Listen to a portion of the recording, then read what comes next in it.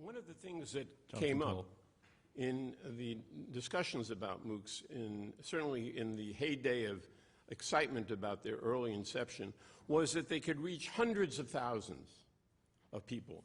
If they reach people in the seminar type of arrangement with 15 or 20 people, it may be possible to generate some of the kind of discourse that you're talking about. But that's not where the imagery of the MOOCs really come from. So remember, I just have to respond to that. It turns out that MOOCs are, and online learning in this form, are 2 years old. We're comparing it to a 1,000-year-old system which has failed.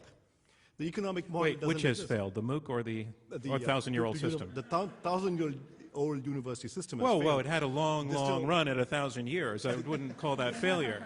They still don't have an economic model. But the point is that in terms of small seminar, the simple mechanism we introduced on the edX platform is called a cohort. You can create Google Instant Hangouts, and small groups of 5 and 10 people interact with each other.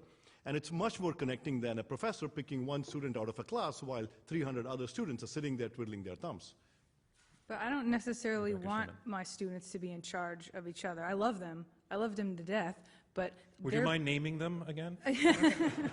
Their peer review, you know, they're freshmen. I got rid of peer review in my class because it was like the inmates running the prison. It made the papers worse. It made they're bright, they're inquisitive, they're great, but they don't quite know enough yet to help each other learn in the way that I can help them learn. That's a really interesting point, and I think maybe goes to the whole notion of authority versus the inmates running the asylum, as they say. Ben Nelson, what about that? Is that part of what this conflict is about? Well, I think that's a wonderful Intelligence Squared debate for another time. But we shouldn't conflate the enabling technology with the educational philosophy. The question is, what can the educational technology provide? No. I think we should conflate those things. Well, I mean, I think it's relevant because she's actually giving a reason why she needs to be there in the classroom, kind of running things.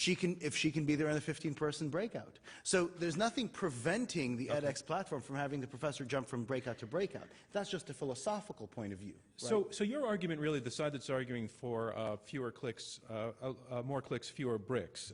You're talking about, you have a faith that ultimately the technology can address all or nearly all of the criticisms that are coming from the other side. You have a lot of faith that it's flexible, adaptable, and that it's only learning. Absolutely. All right, I want to take that to the other side. So that's philosophically what your opponents are saying, is that you ain't seen nothing yet, and it's going to be amazing. And I want to sort of get a response from your side about that. We didn't see anything yet at the dot-com bubble either, and that kind of exploded, but the technology was worse at the time.